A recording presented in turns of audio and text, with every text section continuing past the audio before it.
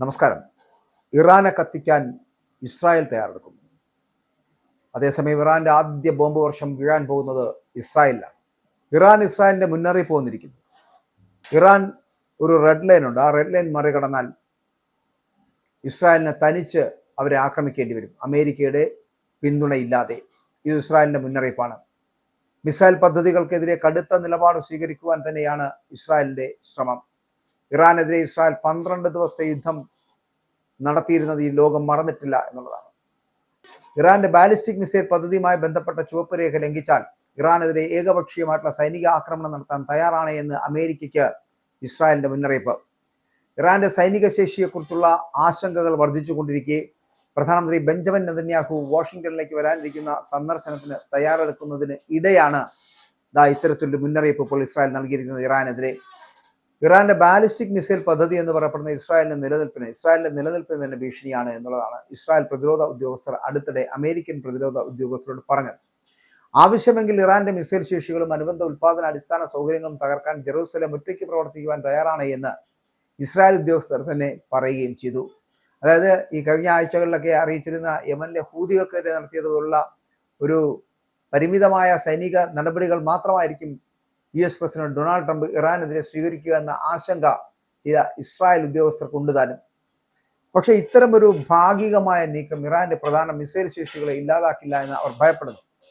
പ്രധാന ഭീഷണി എന്ന് പറയപ്പെടുന്ന പൂർണ്ണമായിട്ടും ഒഴിവാക്കുന്നതിൽ ഇത്തരം പരിമിതമുള്ള ആക്രമണങ്ങൾ പരാജയപ്പെടുമെന്നതാണ് ഇസ്രായേൽ സൈനിക വൃത്തങ്ങളുടെ പക്ഷം എന്ന് പറയുന്നത്. അതേസമയം ഇപ്പോൾ ഗൾഫ് മേഖലയിലൊക്കെ വേണമെങ്കിൽ അമേരിക്കയുമായിട്ടുള്ള സൈനിക സംഘർഷം മുറുകുന്നതിനിടെ മേഖലയിലെ അമേരിക്കൻ സൈനിക താവളങ്ങൾ തങ്ങളുടെ മിസൈൽ പരിധിയിലാണ് എന്നുള്ള മുന്നറിയിപ്പ് അവിടെയും ഇറാൻ നൽകുകയാണ്.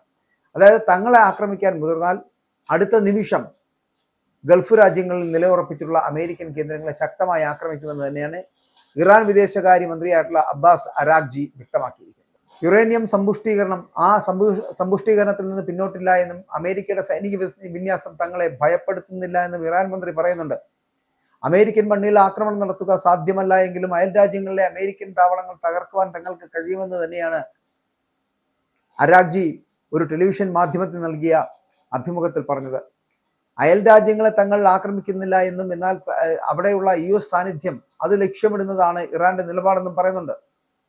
മാത്രമല്ല ശക്തമായ വ്യോമസേനയുടെ അഭാവത്തിൽ ഇറാൻ പ്രതിരോധത്തിന്റെ നട്ടെല്ല് അവരുടെ ബാലിസ്റ്റിക് മിസൈലുകളാണ് എന്ന് വിദഗ്ധരടക്കം ചൂണ്ടിക്കാട്ടുകയാണ്. അതായത് ഏകദേശം ഒരു 2000 മധ്യദൂര ബാലിസ്റ്റിക് മിസൈലുകൾ ഇറാന്റെ പക്കലുണ്ട് എന്നുള്ളതാണ് കണക്കാക്കപ്പെടുന്നത്.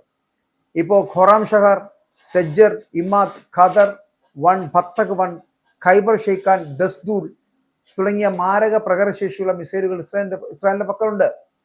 പക്ഷേ ഖത്തറിലെ അൽ ഉദൈദ്, ബഹ്റിനിലെ US നേവൽ ആസ്ഥാനം, കുവൈറ്റ്, ഇറാഖ്, സിറിയ, സൗദി തുടങ്ങിയവിടങ്ങളിലെ താവളങ്ങൾ, ഇസ്രായേൽ തുർക്കിയിലെ ഇൻസർലിക്ക്, ജോർദാൻ, കുവൈറ്റ് തുടങ്ങിയുള്ള കേന്ദ്രങ്ങൾ ഇവയൊക്കെ UAE മാത്രമല്ല അൽ ഡാഫ്ര, കൂടാതെ ഇറാഖിലെ അൽ അസദ്, ഖത്തർ, ബഹ്റൈൻ താവളങ്ങൾ, കുവൈറ്റിലെ അഹമ്മദ് അൽ ജാബർ, അലി അൽ സലേം താവളങ്ങൾ, സിറിയയിലെ കേന്ദ്രങ്ങൾ, സൗദിയിലെ പ്രിൻസ് സുൽത്താൻ, എയർബേസ് ഇറാഖിലെയും UAE ഒക്കെ താവളങ്ങളൊക്കെ ഇങ്ങനെ തുടങ്ങിയവയൊക്കെ നശിപ്പിക്കുന്നുവെന്നുള്ള ഒരു ഭീഷണി ഇറാൻ മുഴക്കിക്കഴിഞ്ഞു. ഇസ്രായേലിന്റെ ഭാഗത്തു നിന്നുള്ള അത്തരത്തിലുള്ളൊരു ആക്രമണം ഉണ്ടാവുകയാണെങ്കിൽ അടുത്ത നിമിഷം ഇസ്രായേൽ അടക്കമുള്ള രാജ്യങ്ങളിലേക്കുള്ള കുതിപ്പ് ഇറാൻ തുടരും. ഇറാനെ ഏത് വിധേയം കത്തിക്കാമെന്നുള്ള ഒരു പദ്ധതിയുമായിട്ടാണ് ഇസ്രായേൽ മുന്നോട്ട് പോകുന്നത്. പക്ഷെ അതേസമയം ഇസ്രായേൽ കത്തിക്കാനൊക്കെ തുടങ്ങുന്നതിന് മുമ്പ് ഇറാന്റെ ആദ്യ ബോംബ് വർഷം ഇസ്രായേലിൽ സംഭവിച്ചിരിക്കും.